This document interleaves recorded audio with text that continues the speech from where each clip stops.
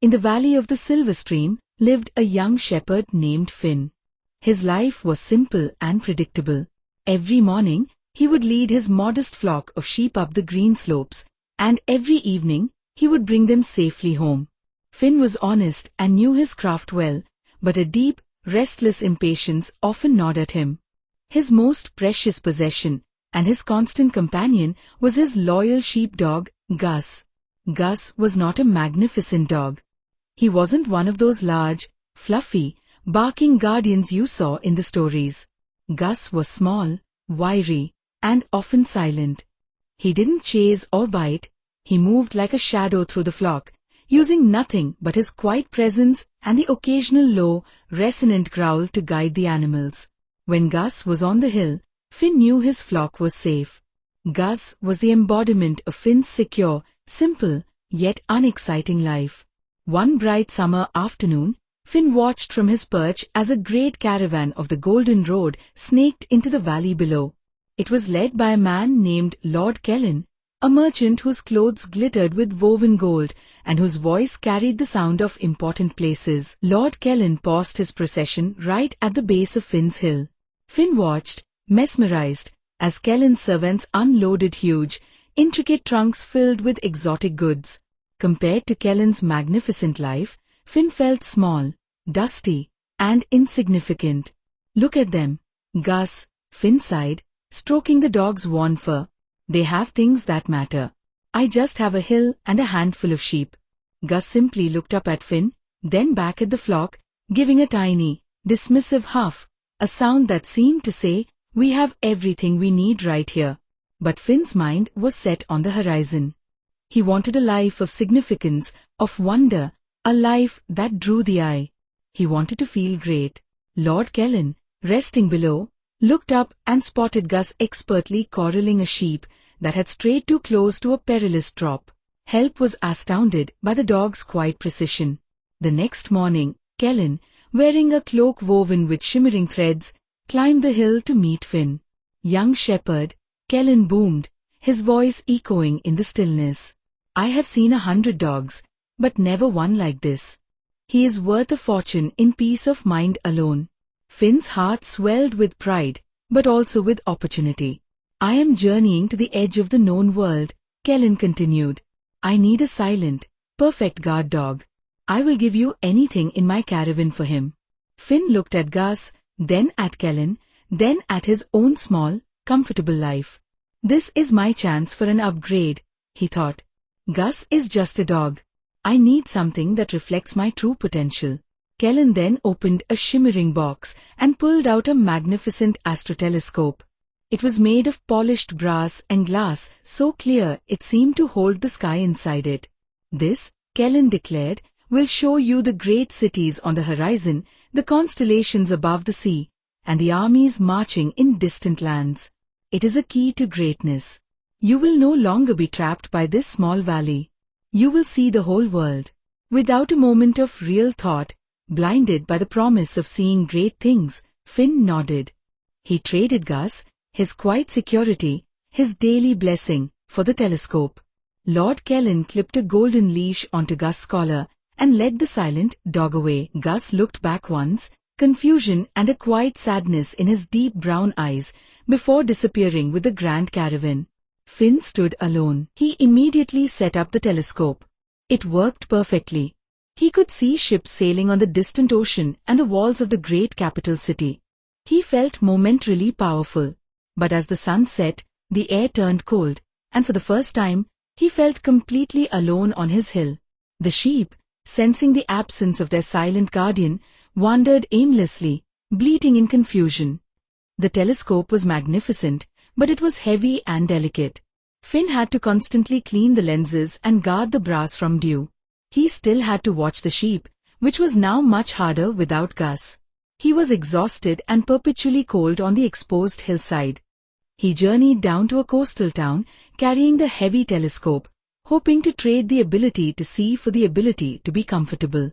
In the town, he met a master engineer who had built a complex, self-adjusting, luxurious sleeping hammock. This hammock was woven from soft sea silk, featured a built-in canopy for rain, and swayed gently on its own, providing perfect, effortless rest. "Young man," the engineer said, noticing the enormous effort Finn was putting into hauling the telescope, "why burden yourself with sight when you can acquire perfect rest? Rest is the foundation of all success." Finn was weak from lack of sleep and cold. He was tired of constantly doing. He saw the feather bed as a replacement for his rugged, dependable life. "I will trade my telescope for that hammock," Finn declared. "Why look at greatness when I can simply feel great?" The exchange was made.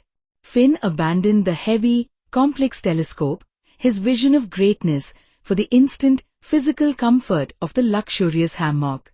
He spent the next week enjoying the hammock. It was softer than any cloud, warmer than any blanket. He slept deeply and woke feeling refreshed. But his sheep, without the watchful eye of a dog or a tired owner, began to stray further and further. The neighboring shepherds, who still slept on rough wool blankets but had their loyal dogs, saw their flocks grow while Finn's dwindled. The luxurious hammock was perfect for comfort, but it couldn't provide security or solve his real problem, the loss of his reliable system. The more comfortable he was, the less he paid attention to the vital, simple work of shepherding. Finn soon realized that perfect comfort without safety was useless.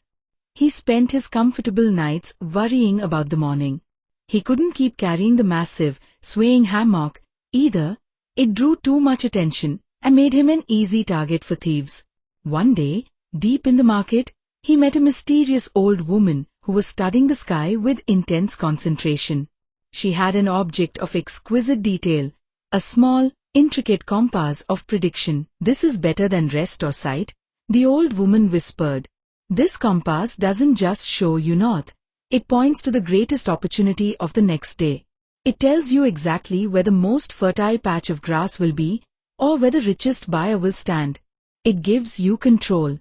Finn was desperate for control. He was tired of feeling powerless.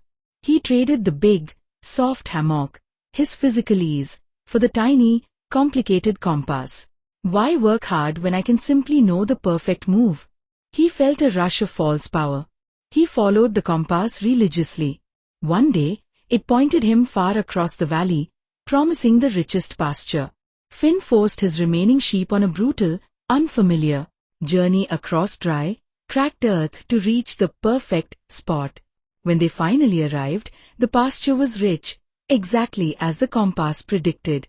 But the sheep were exhausted and miserable from the journey. They refused to eat, missing the familiar, simple grass of their own home hill. In his quest for a perfect outcome, Finn had completely ignored the fundamental needs of his simple life. The complex, magical compass could predict the future, but it couldn't replace the shepherd's wisdom of knowing what his flock truly needed right now. He had traded the real, quiet control of knowing his own environment for a dazzling, complex illusion of power.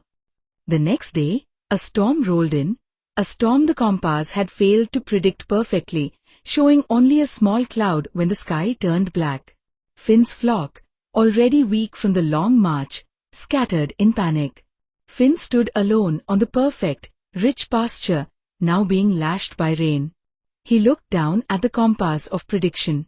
It was spinning wildly, confused by the sudden change in the weather. He flung the compass down. It hit a rock, and the glass face shattered. Finn stood still. No Astro-Telescope to see greatness. No feather hammock to find comfort. No compass of prediction to grant control. He had nothing left, only his few remaining, terrified sheep, the fierce wind, and the sound of the rain. Most people would have cried out in frustration. They would have blamed Lord Kellen, the engineer, the old woman, or the unfair storm. But Finn did something unexpected. He remembered the feeling of Gus's fur under his hand and the way the dog would quietly nudge a stray back into the fold. He remembered the quiet competence of his simple life. He realized that every trade he made was based on one terrible idea, that his life was insufficient and the best things were always somewhere else.